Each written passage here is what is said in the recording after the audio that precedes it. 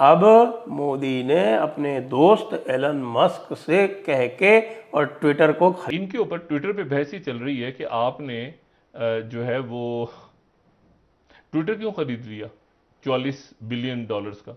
इससे अच्छा आप 43 बिलियन डॉलर देके श्रीलंका खरीद लेते। कहीं और होती, मतलब कहीं होता, निगाहें कहीं और होती, निशाना कहीं और होता और कहानी कुछ और होती है। आज के डेट में मेरे काफी लोगों ने मुझसे पूछा सुबह से, भाई ये क्या कहानी है 44 बिलियन।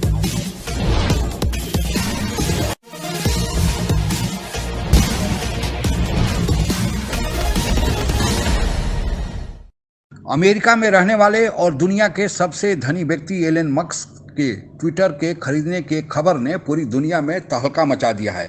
इसी बीच यह भी खबरें आ रही हैं कि प्रधानमंत्री मोदी और एलन मस्क के बीच बड़े अच्छे गहरे ताल्लुकात हैं। क्या है एलन मस्क का बैकग्राउंड, इनकी पृष्ठभूमि क्या है, क्यों वे ट्विटर खरीदना चाहते हैं, और फिर प्रधानमंत्री मोदी से इनके दोस्ती का राज क्या है, कितनी है इसमें सच्चाई, इसको समझने के लिए आइए आगे बढ़ते हैं। जितना भी बीच में सीएए का आंदोलन हुआ, शाहीन बाग हुआ, फिर सिख आंदोलन हुआ, किसान आंदोलन हुआ, ये सब जितने भी हो रहे थे ये सब ट्विटर के तरह से और टूल किट के से करवाए जा रहे थे। अब मोदी ने अपने दोस्त एलन मस्क से कह के और ट्विटर को डॉलर्स हैं 273 बिलियन डॉलर्स, और ये दुनिया के सबसे अमीर शख्स हैं 50 साल।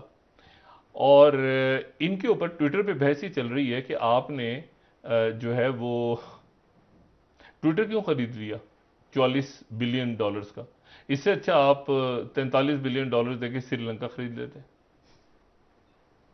देखिए ना, ये एक वो चल रहा है, एक बहस चल रही है कि आप अच्छा इनकी ये जो है ये मौसूफ 50 साल इनकी एज है, और ये जो है ये साउथ अफ्रीका में पैदा हुए थे। इनकी वालदा जो है वो कनाडा की मॉडल थी और इनके वालिद जो है वो साउथ अफ्रीका के। और उसके बाद जो है वो 10 साल की उम्र में सेपरेशन हो गई पेरेंट्स की। 10 साल की उम्र में पहला कंप्यूटर खरीदा हो सकती है। अब सवाल ये उठता है कि एलन मस्क का इंटरेस्ट क्या है। जहां तक मुझे इंटरेस्ट लगता है, Elon Musk is trying to be the next president of United States of America. अभी ट्विटर ऐसा पावरफुल टूल है जिसपे आप, it is the most expensive and most powerful IPR, ये जो छोटा सा आईपीआर है इसका सॉफ्टवेयर इसे कहेंगे, IPR intellectual property right, is the most powerful in the whole world. सारे इन्फ्लुएंसर्स, सारे की डिसीजन मेकर्स इस पे है। You can swing the world opinion using this software. इसकी वैल्यू वहां है। 44 बिलियन डॉलर उस चीज के, न ये बिजनेस है पीएम साहब, न ये प्रॉफिट है, न ये फ्रीडम ऑफ स्पीच है, तो बहाना है। अगर आपके पास इतना बड़ा टूल आ गया, आप तो कहीं का कुछ भी कर। आप देखो किसी बंदे के तो 5-5 लाख फॉलोवर हैं। मेरे पब्लिक ऐप पे 5 लाख फॉलोवर है, 5.5 लाख। मेरे ट्विटर पे 4000 फॉलोवर है। अब बताइए इसका कारण क्या है? कोई कारण नहीं है। कारण है एल्गोरिथम्स में प्रायोरिटी क्या है, किसको कितनी प्रायोरिटी देनी है। आप दुनिया का एक जो इंटेलेक्चुअल डिस्कोर्स है वो कंट्रोल कर रहे हो, दुनिया की पॉलिटिक्स कंट्रोल कर रहे हो। कर आप एक चीज ट्रेंड करा लो, रशिया लूजिंग यूक्रेन वॉर या बैन रशिया, इमीडिएट इंपैक्ट आएगा रशियन कंपनियों पे, जिसका impact can be billions of dollars. So you can influence the world politics and you can influence the world commerce using the software. असली करने के बाद वहां से इन्होंने 94-95 में गालिबन इन्होंने एक प्रोजेक्ट बनाया Zip2 के नाम से, मुख्तलिफ इन्वेस्टर्स वगैरह लेके, और उसको कुछ 300 मिलियन से ज्यादा डॉलर में बेच दिया। उसमें से 33 मिलियन इनका शेयर आ गया, और फिर बढ़ते गए, ठीक है। और उसके बाद आप देखें कि 1 ट्रिलियन डॉलर्स की जो बिजली की कारें पूरी दुनिया में आती है जी, टेस्ला। और फिर जो है वो इन्होंने टेस्ला, और फिर उसके बाद इन्होंने जो है वो 1 ट्रिलियन डॉलर्स उसकी प्राइस है। फिर इन्होंने जो है वो स्पेस एक्स, और स्पेस एक्स इन्होंने बनाई, और उसके बाद जाते वही जिन्होंने अभी सैटेलाइट सर्विसेज सारी प्रोवाइड की यूक्रेन में और सारा किया, और ये बढ़ते जा रहे हैं। और उसके बाद अब ज़ाहिर है कि बोर्ड मेंबर्स वगैरह पूरी दुनिया में जो भी रेगुलेटर्स हैं वो सारा करेंगे, लेकिन बिडिंग इनकी हो गई है और कुछ अर्सा लगेगा। लोग बड़े परेशान भी हैं कि पता नहीं फ्रीडम ऑफ स्पीच के ऊपर इनका क्या नुक्ता नज़र है, लेकिन ये इन्होंने क्लैरिफाई किया है कि भाई कोई हम बिल्कुल फ्रीडम ऑफ स्पीच की तरफ नहीं जाएंगे, और ये सारा मामला। तो ये आप देखें कि दौलत किस तरह से दुनिया में डिस्ट्रीब्यूट है, डिस्ट्रीब्यूशन कैसे है दौलत की। आज भी पाकिस्तान इसलिए माशी बुरानों में फंस चुका है। ये कहानी। अब एलॉन मस्क का क्या है? एलॉन मस्क का गेम प्लान जो मुझे समझ आता है, यार अगर प्रेसिडेंट डोनाल्ड ट्रंप बिजनेसमैन होते हुए एक दिन 5 years 10 years down the line, even if I control this most powerful IPR in the world, I can even be the I can be anybody in the world, I can be the most influential person in the world. जो Elon Musk, आप उसको criticise करो तुरंत block मार देता था, वो Twitter को ही ट्रोल करता था ट्विटर पे। अब उसी ट्विटर पे $44 बिलियन चीमा साहब, मतलब ये कौन सा बिजनेसमैन है? और लॉस मेकिंग एंटिटी में $44 बिलियन डुबा रहे हो, किस लिए? आप और हमें फ्रीडम ऑफ स्पीच मिले। एक और चीज मैं आपको बोलूंगा इससे, अब बहुत खतरनाक गेम हो गया चीमा साहब। मान लीजिए, एक इमेजिन कर लीजिए सिचुएशन, दुनिया का एक न्यूज़पेपर, एक टीवी चैनल, एक यूट्यूब चैनल, और जिसके पास वो दुनिया का मालिक है लिटरली। आप सोचिए, मान लीजिए दुनिया में एक यूट्यूब चैनल होता, एक टीवी चैनल होता और एक न्यूज़पेपर होता, जो उसका कल को मालिक चाहे जिस तरफ हवा घुमाए, जहां हवा घुमाए घुमा सकता है। आज जरूरत आ गई है, हमारे नेशनल टी पे भी इस पे ज्यादा डिबेट शुरू नहीं हुई है, आज जरूरत आ गई है, every country should have its own handle. मैं तो कह रहा हूं इंडिया का। दुनिया में सबसे धनी व्यक्ति माने जाने वाले एलन मस्क ने ट्विटर का सौदा करके पूरी दुनिया में हंगामा खड़ा कर दिया है। एलन मस्क की एज 50 साल में है और इनकी सफलता की कहानी, इतना अकूत धन बटोरने की जो कहानी है, जो सफलता की इनके पीछे एक लंबी दास्तान है, उसको अगर देखा जाए तो वह एक परी कथा से कम नहीं है। दुनिया में अभी तक जो 10 धनी व्यक्तियों की सूची निकाली गई थी, उसमें से 7 लोग अमेरिका के थे, एक फ्रांस का और 2 भारत के, अडानी और अंबानी का नाम था। एलन मस्क इन 10 में सबसे ऊपर है, यानी आज की तारीख में सबसे धनी व्यक्ति वही है। अब सवाल यह पूछा जा रहा है कि आखिर क्या कारण है कि एलन मस्क, जिनका दूर दूर तक मीडिया के क्षेत्र से कोई वास्ता नहीं था, उन्होंने ट्विटर को खरीदा जो अभी घाटे में चल रहा है।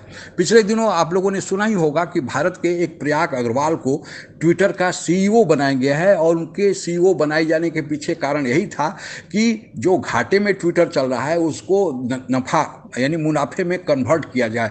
अभी प्रयाग अग्रवाल का प्रयास शुरू ही हुआ था और मुनाफा अभी वहाँ उत्पन्न नहीं हुआ था, अभी घाटे में ही चल रहा था ट्विटर। तब तक एलन मस्क ने यह खरीद करके एक नया अध्याय शुरू कर दिया है कि क्या प्रयाग अग्रवाल वहाँ बने रहेंगे या नहीं बने रहेंगे।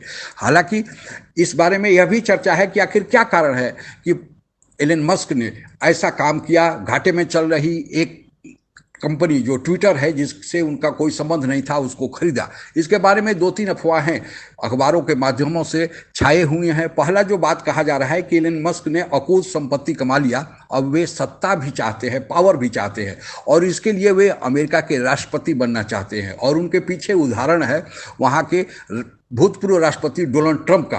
वे भी व्यवसायी घराने से आते थे और उन्होंने भी व्यवसायी घराने से आके अमेरिका के राष्ट्रपति पद पर 4 साल तक गरिमा बढ़ाया था। और भारत के अच्छे दोस्त भी प्रधानमंत्री मोदी के डोनाल्ड ट्रंप थे। अब कहा जाता है कि एलन मस्क भी भारत के प्रधानमंत्री नरेंद्र मोदी के अच्छे दोस्त हैं।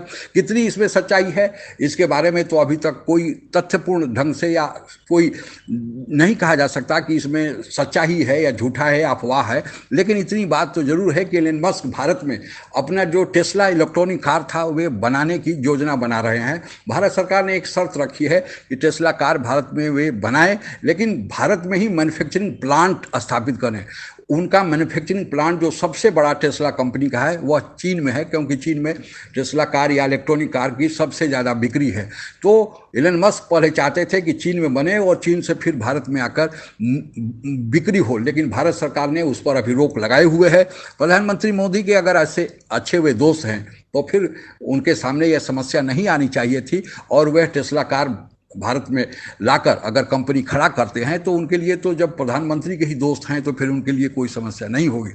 एक दूसरी बात यह कही जा रही है कि जो सूचना का तंत्र है आज के दुनिया में, जिसके पास सूचना पर अधिकार हो वह सबसे ज़्यादा शक्तिशाली माना जाएगा, किसी भी ट्रेंड को अपने पक्ष में मोड़ सकता है। और ट्विटर तो आज का सबसे लोकप्रिय सोशल मीडिया का प्लेटफॉर्म है, तो वे चाहते हैं कि सोशल मीडिया के प्लेटफॉर्म को अपने पास रखते हैं तो कोई भी बात अपने पक्ष में मोड़ सकते हैं, और अगर उनकी कोई राजनीतिक महत्वाकांक्षा आने वाले दिनों में है तो उसके लिए यह कारगर साबित होगा। एक तीसरा पक्ष यह भी है, कह रहा है कि इसमें चाइना का कहीं ना कहीं हाथ है। चाइना इनको कह रहा है कि आप खरीदें, क्योंकि ट्विटर पर चाइना के खिलाफ बहुत सारे ट्रेंड चलते हैं। चाइना के जो नीतियाँ हैं उसके खिलाफ बहुत सारे सोशल मीडिया में अनाप शनाप बुलाया जाता है, उसमें अधिकतर में सच्चाई भी होती है।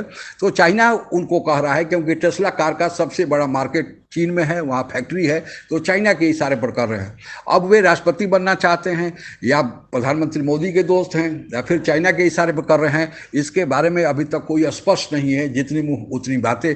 लेकिन इतना तो तय है कि यह जो समाचार है बड़ा हंगामा खड़ा कर दिया है, क्योंकि $44 बिलियन का यह करार, जबकि पाकिस्तान और श्रीलंका जैसे देश 2-2 बिलियन 4-4 बिलियन डॉलर के लिए तरस रहे हैं, एक बैग $44 बिलियन का यह करार, ये तो हंगामा खड़ा करने वाला समाचार है ही। आज के लिए बस इतना ही। जय हिंद।